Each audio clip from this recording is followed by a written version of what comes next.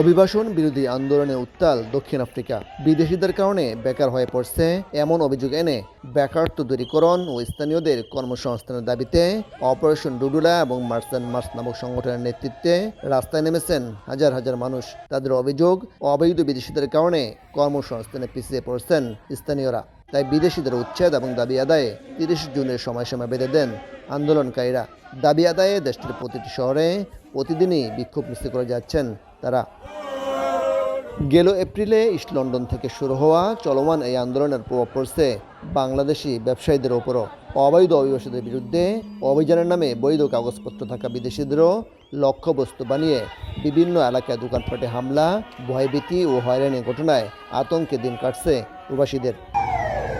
বিক্ষোভে Durban, Bloemfontein, Peter মরিজবার্গ সহ অসংখ্য প্রদেশে সহিংসতা, ভাঙচুর ও লুটপাটের শিকার হয়েছেন শতাধিক প্রবাসী বাংলাদেশির ব্যবসা প্রতিষ্ঠান।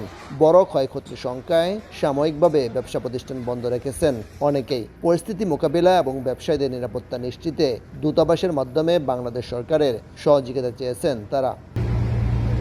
অস্বাভাবিক পরিস্থিতিতে ব্যবসা প্রতিষ্ঠান সাময়িক বন্ধসহ সতর্কতার সঙ্গে চলাচলের আহ্বান জানিয়েছেন দক্ষিণ আফ্রিকার বাংলাদেশ দূতাবাস। জরুরি মুহূর্তে দূতাবাসের সেবা পেতে হটলাইন চালুসহ বাংলাদেশিদের নিরাপত্তা নিশ্চিতে দেশটির ঊর্ধ্বতন কর্মকর্তা ও কূটনীতিকদের সঙ্গে যোগাযোগ অব্যাহত রাখছেন বলে জানান দক্ষিণ আফ্রিকার রাষ্ট্রদূত জনাব শাহ আহমেদ শফি।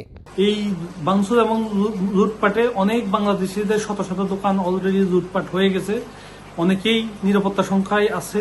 যাদের কাগজপত্র নাই, ইলিগেল, তারা ডেডলাইন দিচ্ছে 30 তারিখের মধ্যে সাউথ আফ্রিকা ছাড়া দিতে। 30 জুনের সহিংসতা প্রতিরোধ ও নিয়ন্ত্রণে ঝুঁকিপূর্ণ এলাকাগুলোতে 600 মিলিয়ন রান্ডের আর্থিক বাজেট সহ অতিরিক্ত পুলিশ ও সেনা মোতায়েন করেছে দেশটির প্রশাসন। হামলা, ভাঙচুর ও সহিংসতাকে বেআইনি ঘোষণা দিয়েছে সরকার। আইন নিজের হাতে তুলে না নেয়ার আহ্বান জানিয়েছেন প্রশাসন। মিজানুর রহমান রাসেল, সময় সংবাদ, দক্ষিণ আফ্রিকা।